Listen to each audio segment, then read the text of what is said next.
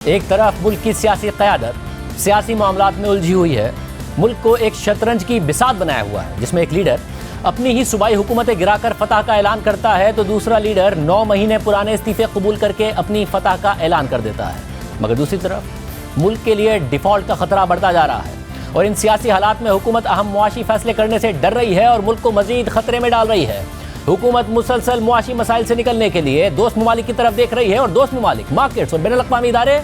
IMF की तरफ देख रहे हैं। वज़ीर आज़म शहबाज शरीफ ने 12 दिन पहले ऐलान किया था कि IMF का वफ़द 3 दिन में पाकिस्तान आ जाएगा, मगर IMF का वफ़द बांग्लादेश तो चला गया और उनका प्रोग्राम फाइनल भी हो गया, मगर पाकिस्तान आने का कोई नामो निशान नहीं है। पाकिस्तान के सिर्फ $4.25 अरब के ज़रिए मुबादला के ज़खायर हैं और वो भी दोस्त ममालिक से उधार लिए हुए हैं और दरामदाद और तरसीलात ज़र दोनों गिर रही हैं, जबकि बांग्लादेश के $34 अरब के अपने ज़रिए मुबादला के ज़खायर हैं। तरसीलात ज़र मुस्तहकम हैं और बरामदाद हर माह नया रिकॉर्ड बना रही हैं। दिसंबर के महीने में भी नया रिकॉर्ड बनाया है और इसके बावजूद बांग्लादेश के IMF से मामला तय पा गए हैं। बांग्लादेशी हुकूमत ने आज इंडस्ट्री, पावर और कमर्शियल सार्फिन के लिए गैस की कीमतों में 179% का इजाफा कर दिया। पिछले साल जून में रिटेल सार्फिन के लिए गैस की कीमतों में 23% का इजाफा किया था। अब से कुछ दिन पहले बांग्लादेशी हुकूमत ने बिजली की कीमतों में 5% का इजाफा कर दिया था। इंटरबैंक और ओपन मार्केट में डॉलर के रेट में फर्क बढ़ा तो बांग्लादेशी हुकूमत ने डॉलर के मुकाबले में बांग्लादेशी टके को गिरने दिया ताकि ये फर्क कम हो सके और तरसीलात ज़र ना गिरें और बरामदाद मुतासिर ना हो। मगर पाकिस्तान में फैसला ही नहीं हो पा रहा है और इस मुश्किल सूरत हाल में आज शहबाज राना की खबर के मुताबिक वर्ल्ड बैंक ने जो इस माली साल के लिए $1.1 अरब का कर्ज मंजूर किया था उसमें अगले माली साल तक के लिए ताखीर कर दी है। हुकूमत को उम्मीद थी कि वर्ल्ड बैंक की $45 करोड़ की एक किस्त इस जनवरी में मिल जाएगी, जिसके बाद मजीद $45 करोड़ का एशियन इंफ्रास्ट्रक्चर बैंक ने अपना कर्जा वर्ल्ड बैंक से कर्जे की मंजूरी से मुंसलिक किया हुआ था। मगर अब वर्ल्ड बैंक की तरफ से ताखीर किए जाने के बाद हुकूमत को इस माली साल में मजीद $1.5 अरब की कमी का सामना है, क्योंकि इस माली साल में 30 से 32 अरब डॉलर्स की बैरूनी अदायगियों की ज़रूरियात पूरी करने के लिए हुकूमत ने $2.9 अरब वर्ल्ड बैंक से मिलने का तखमीना लगाया था। मुत्तहिदा अरब अमारात ने $1 अरब देने का ऐलान किया है और सऊदी अरब ने मजीद $2 अरब देने के लिए जायज़ा लेने का ऐलान किया है, मगर हुकूमत ने अभी तक ये नहीं बताया है कि इन दोनों ममालिक से पैसे किस तारीख तक मिल जाएंगे। आज गवर्नर स्टेट बैंक ने दावा कर दिया कि अगले हफ्ते से पाकिस्तान को डॉलर्स आना शुरू हो जाएंगे। हम एक्सपेक्ट कर रहे हैं कि इंशाल्लाह नेक्स्ट वीक से ऑनवर्ड जो है इसमें इनफ्लोज भी आने शुरू हो जाएंगे, तो उसके नतीजे में हमारी जो रिजर्व्स के ऊपर इस वक्त बहुत ज़्यादा प्रेशर जो है, अब हमारे रिजर्व्स इंशाल्लाह पड़ने शुरू होंगे। मगर ऐसे दावे हुकूमत भी बार बार कर चुकी है। दिसंबर के शुरू में वफाकी वज़ीर ख़जाना इसहाक डार ने हमारे प्रोग्राम में दावा किया था कि सऊदी अरब से $3 अरब 2 हफ्तों में आ जाएंगे, वो अभी तक नहीं आए हैं। इस वक्त सबकी नज़रें IMF प्रोग्राम की बहाली पर हैं और IMF की नज़रें हुकूमत पाकिस्तान पर हैं कि वो शराइत पूरी करे तो प्रोग्राम बहाल होगा। रुपया इंटरबैंक में आहिस्ता आहिस्ता गिर रहा है और $228.91 का हो गया है, मगर ओपन मार्केट में इनफॉर्मल रेट $260 से ऊपर है। LCs ना खुलने की वजह से लोकल इंडस्ट्री और एक्सपोर्टर्स दोनों ही परेशान हैं और आज गवर्नर स्टेट बैंक को भी ताजरों की सख्त तनकीद और सवालात का सामना करना पड़ा और अब खदशात हैं कि आने वाले दिनों में दालों, खाने पीने के तेल, पेट्रोल और डीजल, दवाइयों और दीगर रोज़मर्रा के इस्तेमाल की अशिया की कमी हो सकती है, क्योंकि बैंक्स LCs नहीं खोल रहे हैं। हालांकि वज़ीर ख़जाना इसहाक डार बार बार यकीन दहानी करा रहे हैं, मगर हुकूमत फैसले करने में ताख़ीर कर रही है और मईशत के लिए खतरात बढ़ते जा रहे हैं। IMF की डिमांड्स हैं कि हुकूमत एक्सचेंज रेट में मुदाखलत ना करे और उसे मार्केट पर छोड़ दे, बिजली गैस की कीमतों में इजाफा करे और नुकसानात कम करे, डीजल पर लेवी को $32.5 से बढ़ाकर $50 करे और पेट्रोल और डीजल पर सेल्स टैक्स भी लगाए और टैक्स टारगेट हासिल करने के लिए मजीद टैक्स लगाए। और इस सब में ओगरा ने हुकूमत को गैस की कीमतों में 74% इजाफे की समरी भेज दी है और कानून के मुताबिक अगर हुकूमत ने 40 दिन में इसकी मंजूरी नहीं दी तो ये इजाफा खुद ब खुद नाफिज हो जाएगा। मगर अहम बात यह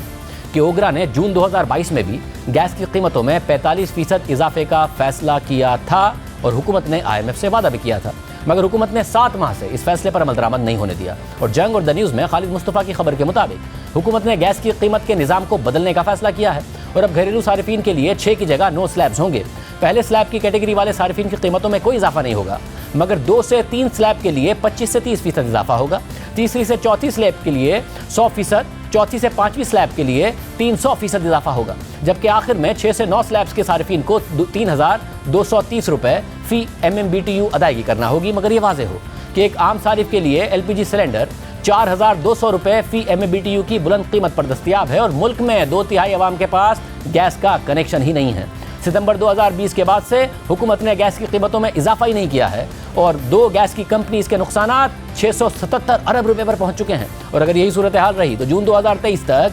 757 अरब रुपए तक पहुंच जाएंगे, जबकि ऑयल एंड गैस सेक्टर का टोटल सर्कुलर डेट, गर्दिशी कर्जा 1600 अरब रुपए पर पहुंच चुका है और IMF को इस पर शदीद तहफ़्फ़ुज़ात हैं और हुकूमत ये तहफ़्फ़ुज़ात दूर करना चाहती है, बार बार दूर करने के वादे भी करती है। खबर के मुताबिक इन 1600 अरब रुपए में से 750 अरब रुपए हुकूमत गैस की कीमतों में इजाफे से रिकवर करेगी, जबकि बाकी 850 अरब रुपए मुनाफा कमाने वाली ऑयल एंड गैस कंपनीज के डिविडेंड से कवर किए जाएंगे। गुज़िश्ता दिनों वज़ीर ख़जाना इसहाक़ डार ने भी इसका जिक्र किया था, मगर कोई पेशरफ़ सामने नहीं आई है और मुश्ताक घुम्मन की खबर के मुताबिक IMF ने हुकूमत से 7.5 रुपए फी यूनिट बिजली की कीमतों में इजाफे का मुतालबा कर दिया है ताकि सार्फिन से 700 अरब रुपए की रिकवरी की जा सके, क्योंकि हुकूमत ने IMF से जो माजी में कमिटमेंट की वो पूरी नहीं की। हुकूमत ने जुलाई 2022 तक 7 रुपए 91 पैसे फी यूनिट बिजली की कीमतों में इजाफे का वादा किया, मगर सिर्फ जुज़वी तौर पर ही इजाफा किया। फ्यूल प्राइस एडजस्टमेंट को भी सार्फिन को पास ऑन करने के बजाय हुकूमत ताखीर करती रही है। हुकूमत ने IMF से 93.8% बिल्स की रिकवरी का वादा किया, मगर वो भी 90% से कम रही। ट्रांसमिशन और डिस्ट्रीब्यूशन लॉसेस भी 15.83% करने का वादा किया, मगर वो भी 17% से ऊपर रहे। बिजली की खपत भी टारगेट से कम रही है। फिर हुकूमत ने पावर सेक्टर के लिए 200 अरब रुपए की इजाफी सब्सिडी की मंजूरी दे दी। हालांकि IMF ने वाजे किया था कि वो गरीब तबके को टारगेटेड सब्सिडीज के अलावा किसी भी सब्सिडी की मंजूरी नहीं देगा। गुज़िश्ता दिनों साबिक वज़ीर ख़जाना डॉक्टर हफीज़ पाशा ने अपने आर्टिकल में लिखा था कि अगर हुकूमत ने IMF की शराइत मान ली तो महंगाई जो पहले 25% है वो 10% बढ़कर 35% हो जाएगी, मगर अगर IMF प्रोग्राम बहाल ना हुआ और पाकिस्तान ने डिफ़ॉल्ट किया तो महंगाई 50% से भी ऊपर चली जाएगी और ज़रूरी अशिया की कमी अलग पैदा हो जाएगी, जैसा कि डिफ़ॉल्ट करने के बाद श्रीलंका में हुआ और महंगाई 60% से ऊपर पहुँच चुकी है। और तशवीश की बात यह है कि श्रीलंका में भी डिफ़ॉल्ट से पहले यही बहस जारी थी जो पाकिस्तान में हो रही है। IMF से मुज़ाकरात की बातें हो रही थी, मगर वहाँ की हुकूमत भी शराइत मानने के लिए तैयार नहीं थी। पाकिस्तान की तरह श्रीलंका का तिजारती खसारा 3 अरब डॉलर्स पर पहुँच चुका था। ज़र मुबादला के ज़खायर तेज़ी से गिर रहे थे और आज़ादी के बाद श्रीलंका 74 सालों में 16 दफ़ा IMF के प्रोग्राम में जा चुका है, यानी पाकिस्तान जैसी ही कहानी है।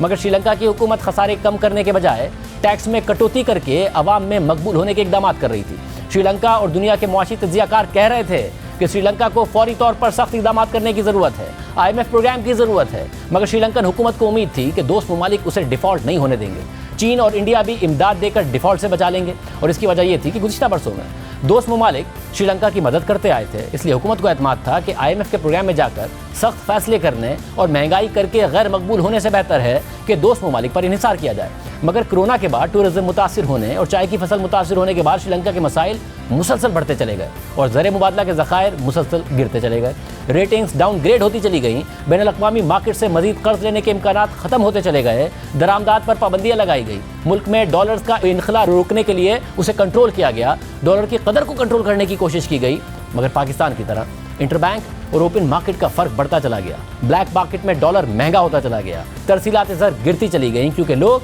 ऑफिशियल चैनल्स के बजाय हुंडी हवाले से पैसे भेजने लगे। दोस्त ममालिक की मजीद इमदाद नहीं आई और श्रीलंका के ज़र मुबादला के ज़खायर ख़त्म हो गए और मुल्क बैरूनी अदायगियों पर डिफ़ॉल्ट कर गया। और श्रीलंका के स्टेट बैंक के गवर्नर और हुकूमत दोनों ने बाद में माना कि हुकूमत को बहुत पहले IMF की शराइत मानकर उसके प्रोग्राम में चले जाना चाहिए था। अगर ऐसा कर लेते तो डिफ़ॉल्ट से बच जाते और ये सूरत हाल ना होती, मगर श्रीलंका डिफ़ॉल्ट कर गया और श्रीलंकन हुकूमत 200 रुपये पर डॉलर रोकने की कोशिश कर रही थी, मगर डिफ़ॉल्ट के बाद $1 360 श्रीलंकन रुपए के बराबर हो गया। श्रीलंकन हुकूमत IMF की शराइत इसलिए नहीं मान रही थी कि पहले ही महंगाई 18% की बुलंद सतह पर थी और IMF की शराइत से महंगाई और बढ़कर 25 से 30% हो जाती, मगर श्रीलंका ने डिफ़ॉल्ट किया तो महंगाई 60% पर चली गई। पेट्रोल, डीजल, अद्वियात और खाने पीने की अशिया का बहरान पैदा हो गया। अवाम की लंबी लंबी लाइनें लग गईं और अवाम ने हुकूमत का ही तख्ता उलट दिया और हुक्मरानों को मुल्क से भागना पड़ गया और आज श्रीलंका को डिफ़ॉल्ट किए हुए 8 माह हो चुके हैं, मगर मुल्क संभल नहीं पा रहा है। 8 माह से श्रीलंका की हुकूमत 2.9 अरब डॉलर्स के IMF प्रोग्राम में जाने की कोशिश कर रही है, मगर अभी तक कामयाब नहीं हो पा रही है, क्योंकि IMF की शराइत पूरी करने के लिए अब श्रीलंका को दोस्त ममालिक से लिया गया अपना कर्ज रीस्ट्रक्चर कराना है। इसलिए अब श्रीलंका एक दोस्त मुल्क का दरवाज़ा खटखटाता है और फिर कभी दूसरे मुल्क का दरवाज़ा खटखटाता है। पहले श्रीलंकन हुकूमत खुद IMF प्रोग्राम में जाने को तैयार नहीं थी और अब नई हुकूमत IMF की बहाली की हर मुमकिन कोशिश कर रही है। इस हफ्ते इंडिया की तरफ से ऐलान किया गया है कि वो श्रीलंका के कर्जों की अदायगी के रीस्ट्रक्चरिंग प्लान को सपोर्ट करेगा, मगर श्रीलंका को अभी भी ऐसी ही सपोर्ट चीन, जापान और पेरिस क्लब के कर्जों पर दरकार है, क्योंकि दोस्त ममालिक भी गुज़िश्ता 8 माह से इसलिए हिचकिचा रहे हैं क्योंकि वो श्रीलंका को दिए गए कर्ज पर कम से कम नुकसान करना चाहते हैं और साथ ही वो श्रीलंका से ये मुतालबा कर रहे हैं कि अगर वो बैरूनी कर्जे को रिस्ट्रक्चर करे तो अपने लोकल कर्जे को भी रिस्ट्रक्चर करे। और श्रीलंका के अवाम का बुरा हाल है, 60% की बुलंद महंगाई है। अब भी पेट्रोल, डीजल, दवाइयों और खाने पीने की अशिया की कमी का सामना है और 8 माह से बहरान जारी है।